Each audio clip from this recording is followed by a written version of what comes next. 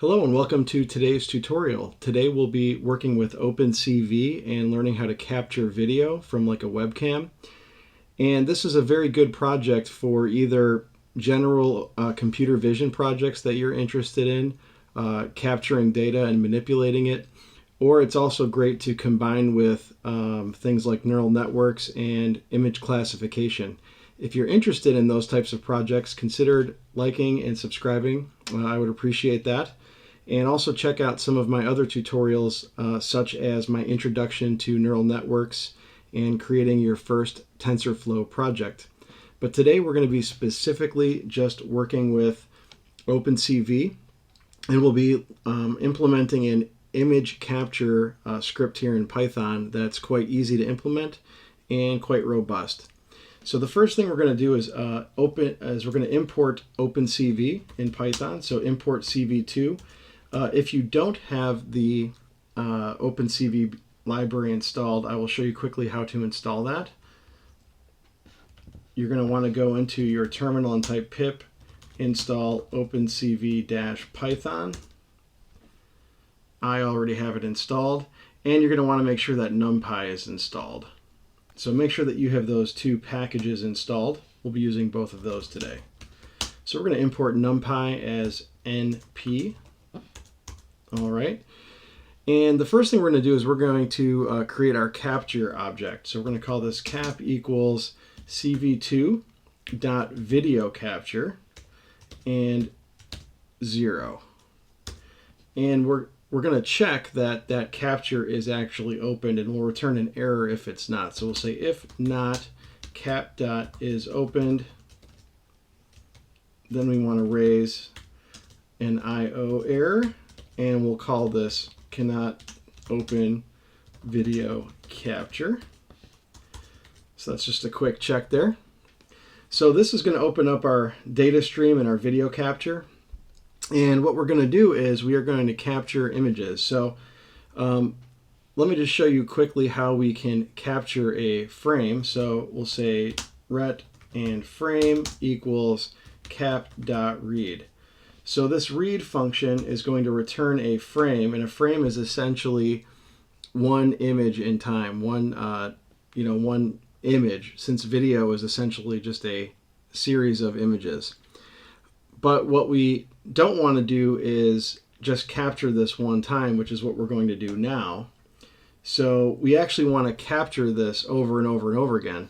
So if we run this code like this, it's going to just capture one image, and it's not even going to show it since we didn't ask it to show yet. So we want to put this inside of a while true loop, and this is going to be an infinite loop, which is fine because we'll break it later. But this infinite loop will continuously iterate over and over and over again, and it'll allow our webcam data to continuously stream into OpenCV. So we're going to continuously capture images in this frame variable. And the next thing I want to do is I want to take this frame variable and I want to resize it. We could just work with it as is. And it probably would be good to work with it just as is for some projects. I'm just going to resize it smaller so that when it displays on the screen, it doesn't take up the whole screen and look confusing. It'll be in a smaller window. That's the only reason why I'm doing it right here. But you don't have to do this. So to do that, we're going to pass in our matrix object, which is our image. So we're passing in our frame image, and we're going to say the D size, we're going to say equals 0, 0, just because we're not going to be directly sizing it by pixel count. We're going to scale it. So I'll just say X scale is 0.5 and Y scale is equal to 0.5. So this is just going to take our image frame, resize it by 50%, and then save it back into the same variable name. So we have a resized frame now. Now let's just pretend that we're working with a image classification project. We would have something like class names equals, we might have apple, banana, tomato, for example, orange. So we might have different objects that we're trying to detect with our computer vision. So that would be our class names placeholder, just to kind of show you the workflow. And I'm going to comment this code out since this doesn't exist in our code. But we would have a choice and a score equals, and I have a function in my other project called image predict, which takes a computer vision model, it takes our class names, and it would take our image, which is our frame now, and it would return a choice and a score. And the choice is the classification that the computer thinks is most likely, and the score is the the expectation. It's the confidence number. So we're just going to hard code in fake values just to kind of show you the pipeline. But just imagine that we had a model, and imagine we were passing in our data into that model and we were able to predict. This will kind of show you how this video capture could work with a model that you've already created. So we're just gonna hard code it in though, and just pretend that our model returned class names of 0, and we'll just say a score equals 0.984 or whatever. Just fake numbers here, but you can see how it would look if we were actually implementing this. Okay, next what we want to do is we want to take this frame, and we could just display it right now, but it's actually nice to put text on it, especially if we're working with something like image classification. We might want to label that image as a certain type of object. So we can use the cv2.putText function, which will add text to an image. And we're going to pass in some items here, some parameters. So the first is we're going to pass in our image, which is our frame. Next, we're going to pass in the text, and in our case, the text is going to be the choice, this fake choice that we put in. But of course, again, if you had a model, it would return a different choice for different images. Next, we want to say, what's the origin location? So we'll set this at 35 by 35 pixels, so it's just a little bit off from the top left-hand corner. And we want to select a font, so we'll say cv2.font. And I like to use the Hershey Duplex, but you can use whatever you'd like here. And we're going to set a font scale, so I'll set mine at 0.8, a little bit smaller. And we're going to set a color. Let's set ours at red. So in OpenCV, remember, colors are BGR, not RGB. So red would be 00255. Thickness is 1. We'll set that at 1 for now. And then we'll say the line type is going to be a cv2.line AA here, like anti-aliasing. So these are just parameters on how it's going to add that text to that image. You can play with those. Those aren't real critical. And then we also want to display our confidence value on top of that image. So let's copy this code. We'll paste it. Again, we're going to add it to the same image. Instead of the choice now, we're going to do the score. So let's convert the score to a string, and we'll say the string value of that score number. And what I like to do is, let's make this a formatted string so that it displays a little nicer. So we'll put the score in here.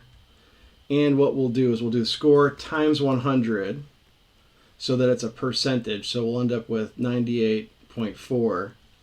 And then we want to format that as a 0.2f. So 2 decimal point floating value. That's because if this was a real project, when it's calculating these numbers, that they might have 25 decimal points displayed, which looks kind of ugly. In our case, we hard coded it so it wouldn't do that, but this is just how you should do it if you're going to implement this on a real project. And then we'll say percent. So in our case, it'll say 98.4%. But again, in a project, you might have a ton of decimals here, so you're going to want to probably round that or put that to 2-point precision. And then we want to display this in a different position, otherwise it'll directly write over our other text. So let's shift this down by another 35 pixels. So now we're at 3570, and we can leave the rest of this the same. And if we run this code, we're not actually going to see anything yet because we're not actually telling OpenCV to show the image yet. We're just capturing it. So the data will be captured and we'll be in a while loop, but we won't actually be displaying it. So we want to actually show it now. So we'll say cv2.imShow. This is the function for showing an image. Now, a mistake a lot of people make in the beginning is they throw the image variable in here and it doesn't work. That's because it's a little confusing. The first parameter has to be the name of the image. So we can call this webcam. It has to be a string that's going to be the window title name. And then we're going to put in our frame. So we're going to pass in frame now. So it's going to display frame in a window called webcam. And if we run this, it's also going to be confusing because it won't actually show. So what will happen is it's going to show it for a fraction of a second or less, and then it's going to immediately go to the next loop. So that window is not going to stay open enough for us to actually see it. So this is where we want to add in a delay. So we might say, so we're going to say CV2.wait key, and we can put in a time here in milliseconds. So why don't we set this at 10 milliseconds just for now. Now, what I also want to do is I want to be able to break out of this loop because we are in an infinite loop. So if we run this, we would have to hard break it. We'd have to, Control-Alt-Delete if you're on Windows, or process kill if you're on Unix machine like I am, which, is not the best. So what we can do is we can actually save the key that is pressed inside of a variable from this function. So we'll say C, which is going to be our key, or we could call it key just so it's clear. Key is going to equal CV2.wait key. So what's going to happen is it's going to show this image for 10 milliseconds. It's going to check if any key is pressed. If a key is pressed, it's going to store the ordinal value of that key in this key variable. Okay? And then what we want to do is we want to say if key equals 27. And the reason I'm using 27 is that's the ordinal value of the escape key. You could also do, if you wanted to do like you could also do something like this where, the ordinal value of A, but I'm just going to hard code in 27. I'll put a note here, whoops, that this is the escape key break. So if key equals 27, so if the escape key is pressed, then, oops, let me move this up here. So if the key equals 27, meaning if the escape key is pressed, then we want to break. So that will break this while loop, so we have a way to get out of it. Perfect. Next, we want to release our capture stream, so we'll say cap.release. And then finally, we are going to want to destroy any windows that are still open. So if there's a window that's open and we kill this process, you might have a hanging window. So we'll say CV2.destroy all windows. So before we run this, let's just look again. So we're going to be capturing a frame. First, we're creating an image capture, a video capture stream. We're going to save it in a frame variable. We're going to resize and add some text to that frame variable, pretending that we have something else that we want to display on it. So pretending that we put that image into a prediction model and got a prediction back, which, that's not part of today's tutorial. But just pretend that you have that implemented, or maybe you already have models that you're working on and you're just looking for a way to work with your webcam. Get that, put that on the image, show the image, wait 10 milliseconds, check if a key has been pressed. If a key has been pressed, is it the escape key? If it's the escape key, break this loop, release my capture stream, and then destroy all windows. So that is a pipeline for video capture. So I'm going to run this now, and let's see how it performs. Okay, here we go. So it's turned on my webcam, and hello everybody. So you can see my webcam is open. I've got this small scaled down image. It's put my guess from my pretend model that I am an apple with 98.4% confidence.